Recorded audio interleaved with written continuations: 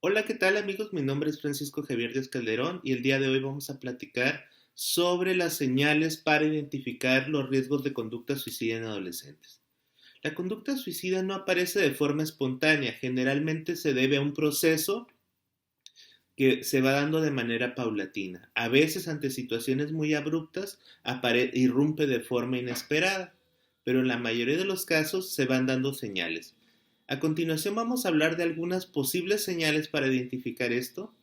Sin embargo, es importante diferenciar que estas señales también pueden indicarnos otro tipo de comorbilidades que no necesariamente están implicadas con la conducta suicida, pero que en algún momento, si no son atendidas, podrían decantar o detonar en un acto suicida, como por ejemplo estados depresivos, trastornos de ansiedad, inicios o rasgos de trastornos de personalidad.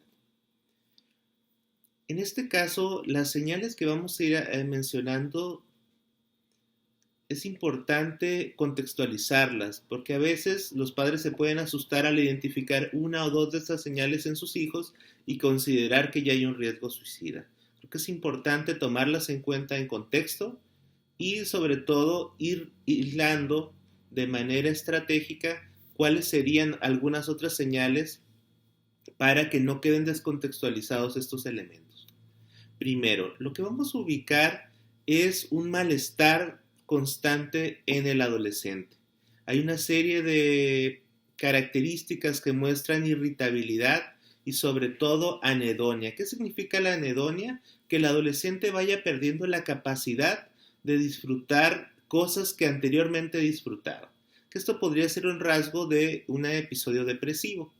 Recordemos que la depresión es uno de los mayores comorbilidades relacionadas con el tema de la conducta suicida. Entonces, cuando veamos irritabilidad constante y anedonia, es decir, pérdida de la capacidad para disfrutar cosas que anteriormente disfrutaba la persona, incluso cosas novedosas que podrían ser estimulantes, ahí podríamos ver una señal importante. Otra es comenzar a hacer comentarios desde el humor negro o con mucha acidez acerca de la vida o acerca de los vínculos que puede tener el adolescente con la vida o con la familia. Si esto los vamos uniendo, ya nos va dando un indicio de factores de riesgo. Otro de los problemas importantes es una modificación en los hábitos de sueño y de alimentación. Generalmente hay perturbaciones en el ciclo del sueño. En general podemos ver un incremento del sueño o una disminución importante. En el caso de que haya problemas de insomnio, también podemos ubicar a veces problemas de pesadillas o terrores nocturnos. Otro factor, bueno, la alimentación también es un elemento que podemos tomar en cuenta. Generalmente hay una disminución del consumo de alimentos, pero a veces puede haber un incremento, sobre todo un incremento enfocado en un consumo descontrolado que no se había visto anteriormente en el adolescente. Otro factor es un desinterés profundo en el rendimiento escolar o en responsabilidades que anteriormente tenía. Es una actitud disruptiva de quiebre ante ciertas normativas y eso puede ser una señal sobre todo en chicos que durante mucho tiempo han tenido una actitud muy estructurada o muy centrada en el cumplimiento de metas. Otro factor que debemos de tomar en cuenta son los mensajes que dan de manera subrepticia, es decir, de manera velada o que no están claramente definidos, pero que sí hacen referencia a la posibilidad de terminar con la vida. Por ejemplo, como despedirse, hacer comentarios sobre ya no estar en el mundo, comentar fantasías de desaparecer, empezar a escuchar música relacionada con temas de suicidio, empezar a ver películas, cómics o revistas que hablen sobre el tema, buscar en internet información al respecto, seguir a ciertos cantantes o actores que han consumado un acto suicida. Todos esos elementos podrían darnos una señal importante.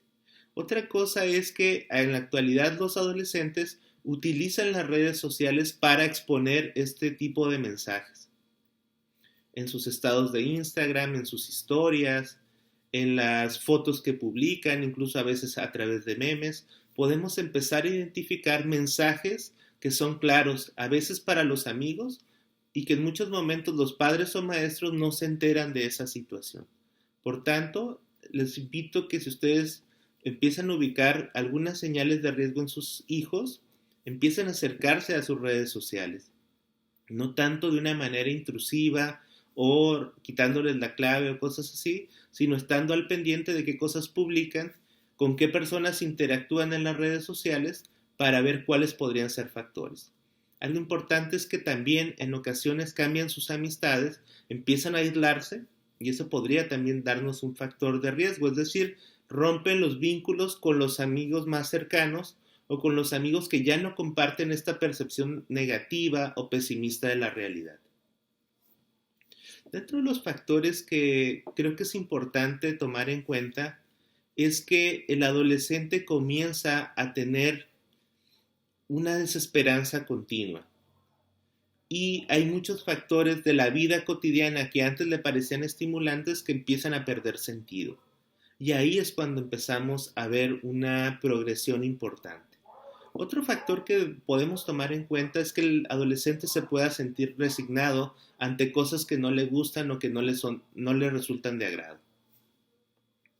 En ese caso es importante que los padres se acerquen. Cuando nosotros empezamos a identificar estas señales, vamos a aproximarnos no de una manera intrusiva ni resolutiva, porque en muchos momentos el adolescente tiene un fuerte resentimiento hacia los padres y el que el padre aparezca solamente cuando el adolescente se siente mal a intentar resolver o sacar del estado de depresión o de malestar al adolescente puede ser visto por el adolescente como hipócrita. Por tanto, la recomendación es acercarse, mantener distancia, ofrecer ayuda, intentar ser comprensivo ante las situaciones, validar la experiencia que está teniendo el adolescente y sobre todo buscar ayuda profesional. Muchas veces los padres de familia minimizan el tema, tratan de señalar que es una cuestión de llamar la atención o de que están pasando por una época difícil y el minimizar estas señales realmente podría tener un desenlace trágico.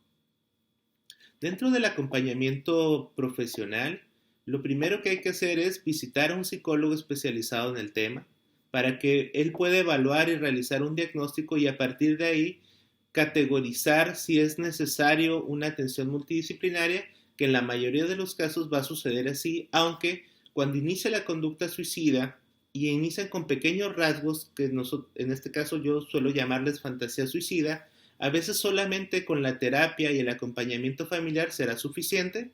En ocasiones, cuando ya esta experiencia suicida va progresando, podemos o es necesario recurrir a la atención de un psiquiatra, en algunos casos de un neurólogo, y también buscar algunas actividades de entretenimiento.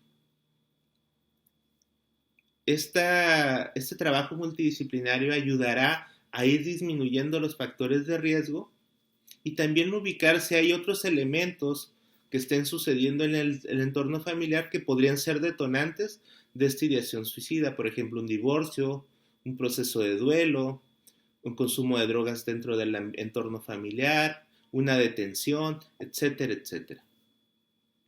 Bien, espero que estas señales las tomen en cuenta, no como una fórmula, pero sí como una invitación a explorar y a crear un vínculo distinto con sus hijos.